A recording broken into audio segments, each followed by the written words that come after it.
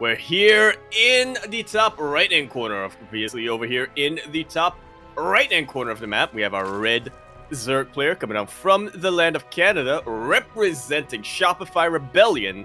We have Scarlett. Apologize for the team there. We will fix that. Yeah. And spawning in the bottom left-hand corner of Tropical Sacrifice ESL, we have the Australian Terran player himself representing Team Opus V. It is Piglet.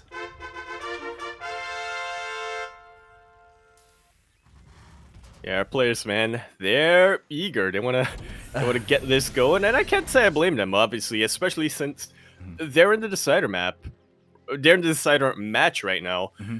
We're about to determine, who is the second player after Euthermal to advance to that group stage number 3. Who is gonna, have to slog their way through knockout bracket. Yes, for those wondering, Euthermal versus Scarlett occurred over on the B stream, and I believe Euthermal came out on top there. And then they graciously handed us over the reins for the decider match that we found ourselves here. Again, we had to cut the break a little bit short, and we weren't quite ready for this just because everything happened so quickly. So I do apologize. But for the second game, we will have the correct teams, and we will have the correct logos mod on. Yeah. Oh boy. But yo, like, man, I just got some cereal. I was ready to eat a little bit, but oh my god. I took 2 bites, and now I'm here. But yeah, it's great to have something to cast. Yeah. The show must go on. May we had like an hour and 40-minute break earlier. Okay, the games we gotta just keep going, papi. We just gotta keep going. And I'm really excited to see how this is gonna turn out. I'm personally surprised that Scarlett did end up falling to Euthermal. We were casting our own series, so we didn't really get to see what happened there. But maybe some people in the chat can let us know. Yeah, that could give us a little bit of an indication of how this particular series is gonna go. Yeah, exactly. So far, the Reaper does dive on in, doesn't get a drone in the end. Oh, barely escapes with his life. But again, Piglet, he does confirm, okay, we have a third base, nothing crazy is going on. And Piglet is going for a bit of a 1-1-1 back at home. You'll love to see it. More of a standard 1-1-1 coming out from Piglet. Not going to be going into any, massive macro shenanigans here. My question every time I watch Piglet play, though, is it going to go mech or bio? Because he tends to go about at a rate of 50-50. Yeah, pretty much. For those who don't know, Piglet is the younger brother of Pig the Caster, and we have casted him many, many times. He's a staple. He is arguably currently the best player in all of Oceania, or at least of all of Australia, I should say. Of course, don't want to... as he was the ANZ champion recently in that ANZ tournament, and... yeah, we'll see how he can compare here as he is trying to fight his way through this group.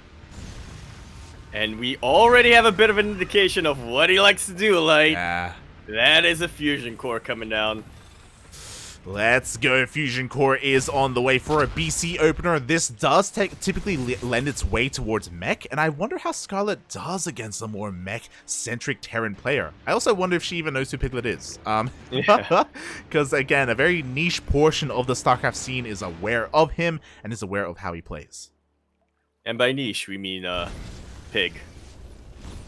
Oh, not even. I'm always gonna remember when I casted with Pig, when I casted his brother, and he's like, mate, what does he do? He's like, how does he play? I don't know. I don't watch my brother. I'm like shaking my head, Pig. God damn it. Oh god. I remember him being surprised the first time Piglet showed up with mech, and I'm like, this is all he does. Papi, what's going on? He's like, look, I had to make sure that kid learned how to be independent. True. Meanwhile, I just wanted to quickly check here. Scarlett didn't quite make it into the main base. Oh, actually did. Was able to scout earlier with a Ling, saw the 1-1-1 opener, but saw the tech lab researching. So for all she knows, I mean, Piglet, he sold the story that this should be Banshees.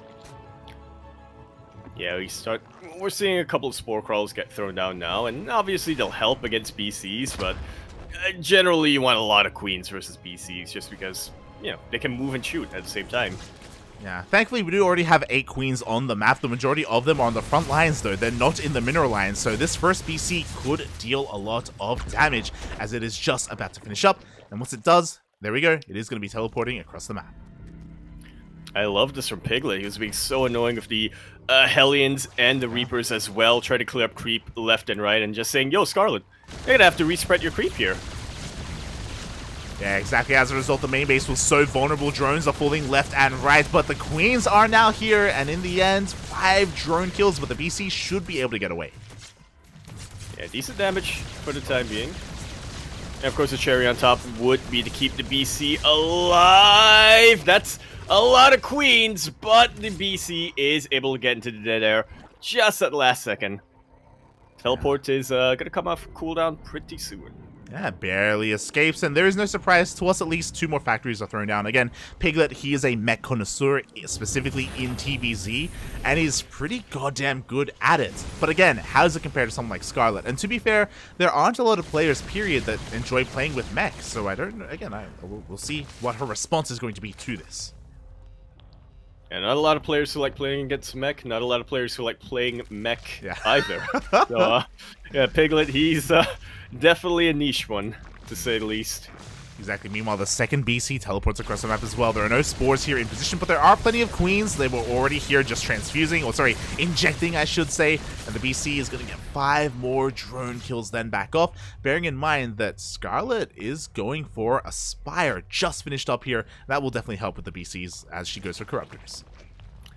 Yeah, Corruptors are definitely the answer against BCs, but what about the tanks? What about the Hellions? It is a good thing that, you know, she hasn't neglected her ground upgrades either, and I do like that she's going for range as well as melee, because Roaches and Ravagers, they can do a ton to, you know, keep the mech army at bay. Yeah, Lingbane Roach Ravager is typically what you want against mech, and it looks like Scarlett is doing exactly that. We have Baneling Speed on the way as well, and as you were saying, she is kind of crossing her upgrades and getting basically everything. The other great thing about what Scarlett does is her creep spread. Like, everyone knows how insane her creep spread is, and because of that, Piglet is having a hard time maintaining map control with his Hellions. He kills 1 tumor and 2 more spring up in its place. Pretty much, mate. That's how active Scarlett is with her Queens. Exactly. What I will say, though, is that he's done a decent job at keeping these BCs alive, as looking at the units lost tab, Piglet has literally lost nothing this game. What? Yeah. It's insane, but that may change as the BC gets caught out a little bit. Where's the teleport? Teleport, puppy, teleport! Up! It's available, but he does not use it. That's the first thing Piglet has lost this game. Yep.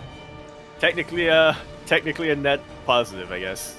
Yeah, I mean, and to be fair, like Piglet, if he had eyes on that BC, he could have saved it. You know, he had teleport available to him, so a little bit of a slip up there. Unfortunately, he's not going to get the perfect like fatality here or anything like that. But we'll see how well he can do. Blue Flame is done. He's moving out here with his Hellions, clearing up a lot of creep, to be fair. Yeah, now that these Hellions have Blue Flame on them, and now that there are so many of them, it doesn't take long for him to, you know, clear up the creep tumors. Doesn't spend a lot of scans on them, though. He does, and here we go. Finally, Piglet is going to be losing some more units here. Some Hellions do get caught out. Not quite sure what they were doing. It looks like they were trying to catch some of these transferring workers, but the Roaches were already in position. They get cleaned up in the end. And as all this has been happening, it's been mainly Scarlett trying to maintain control of her side of the map, and Piglet has gotten his 4th base up and running.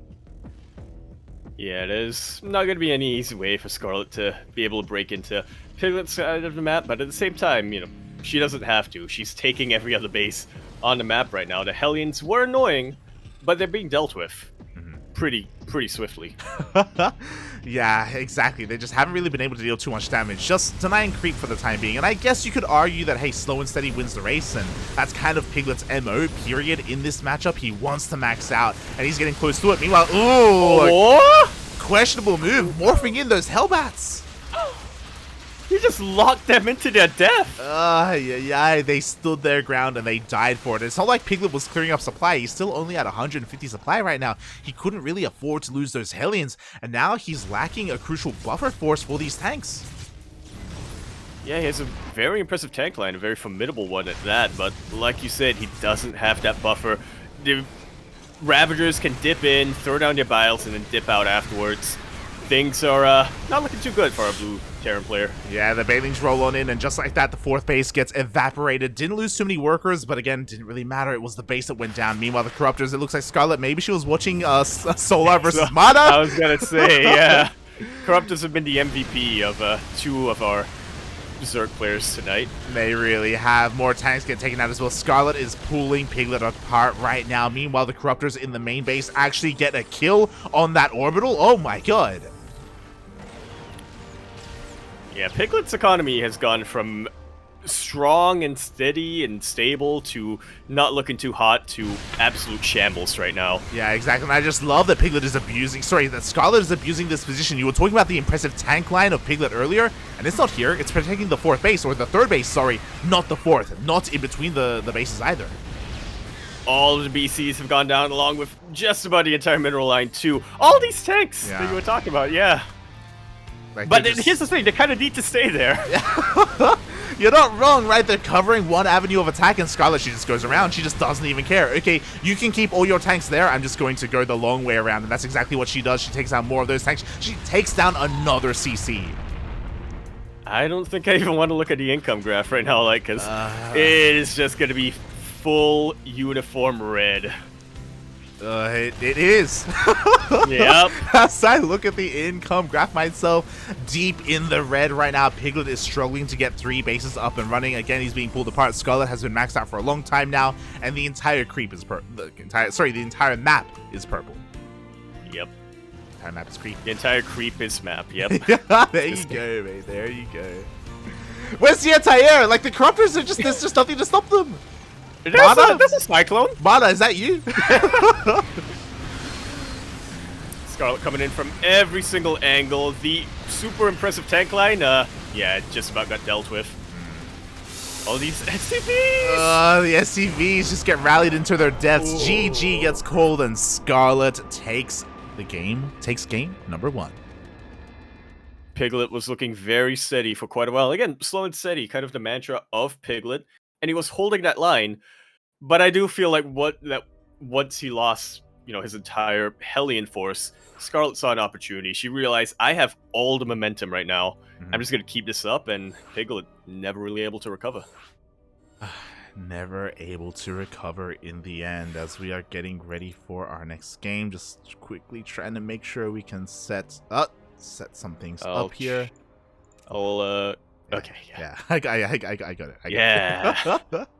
I almost clicked on another name because for those who don't know the way the Logos mod works here in game, it's kind of like selecting skins, I guess, if you have WCS Game Heart on, and it's a similar way like that. But if somebody else has already selected a name, the list refreshes. Yeah, and you scroll all the way back up.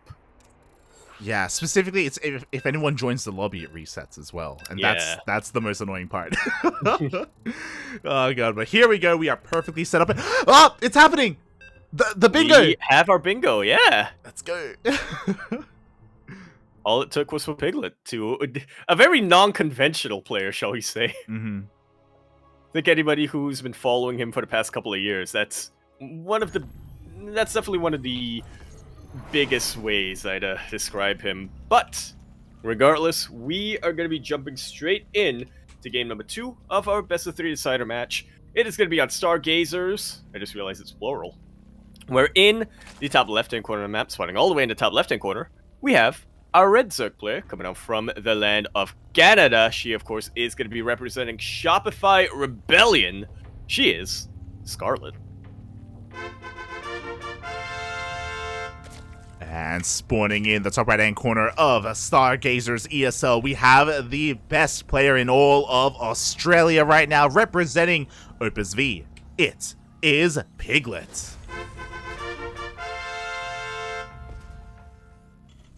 And this is probably, I'm not sure if I call it my favorite map in the new map pool light, but it's one that I'm looking forward to seeing a lot more games in, just because of how unique it is. It is very unique, as we can see here. We were talking about pocket bases earlier on Moondancer even, but here we have another pocket base here on Stargazers, but it's a little bit different because there are some mineral patches blocking the base location. Yeah, so it takes a little bit longer to be able to set up that pocket base. Obviously, I guess the elephant in the room when it comes to the layout here is that similar to Golden Wall, the pocket bases both. I wouldn't say they're connected to each other, but there's a path from one pocket to another in a straight line, but it's blocked by minerals. Yeah, we have these mineral patches blocking the ramp. We also have a Zelnaga tower that has vision of both bases as well. We also have a short rush distance by air, so very Blackburn-esque in that way. And we've already seen some players, you know, play this out in a really different fashion. The other day, we were able to cast Beyond on this map, and he went for a CC here for the pocket, and as it was being morphed into an orbital, he just mined the mineral patches out and then just lifted and just took the base. So it's really cool to see that a Terran player could take advantage of that like kind of location a little bit better than some of the other races. Yeah, similar to Moondancer as well. You know, you have a choice, you have an option there to save that pocket base for later down the line, especially as a Terran player. You can lift up your main, or you can take it early and just be a little. I say be a little bit more safe, but at the same time, if both of you, if both players are expanding to the pocket and they're both looking to attack the pocket, then I'm not sure how safe you really are. Exactly. So we can end up in some really weird kind of game states, depending on how the game does progress. But for the time being, neither player does touch that pocket base. Scarlett, she takes the vertical third, a much more standard third, a little bit less aggressive, as she doesn't go for the triangular one, so doesn't have that kind of launch pad for her creep spread. Yeah. I actually realizes that she doesn't have to be overly aggressive here. She's, you know, definitely the favorite player in this regard, and she pretty much won game number 1 off the back of sheer macro itself. Yeah, and just because we had to quickly rush into game number 1, we didn't really get to talk too much about the players themselves. While I have a chance, I do want to give, you know, a shout out to Piglet. A lot of people may not know because, again, the ANZ region is relatively niche, and that is where we come from. That is our like stomping ground. Piglet, he was able to win a tournament recently called ANZ Champs, and the winner of that tournament didn't just get prize money, they also got their accommodations and flights paid for to go here to Valencia. That is how Piglet got here to begin with. Yeah, it's really cool to see how ESL Australia has been, you know, representing the scene like that. Piglet, I feel like it bears mentioning, he not only won the most recent ANZ Champs, which, you know, which paid for his accommodation here, he actually won 2 of these in a row. He is a back-to-back champion. Again, there's a reason why I like ANZ Champs is popular amongst the ANZ fan base and those that are aware of it. But people, you know, I'm sure when they think of Australia, they still think of Probe, for example, right? Yeah. And they may not give Piglet as much credit as he deserves for being a back-to-back champion from our region. But still, despite that, does he still hold a candle to a player of the caliber of Scarlett? That's kind of the question here, as is already going to be losing a couple of units here in the middle of the map, and he is going for the exact same opener, BCs again. But this time it's going to be Bio. I don't think even you believe that. Look, you gotta have hope. Yeah, I mean, I hope so as well. Copium, Bio, let's go. Oh, that's the second. That's the second factory. Yep.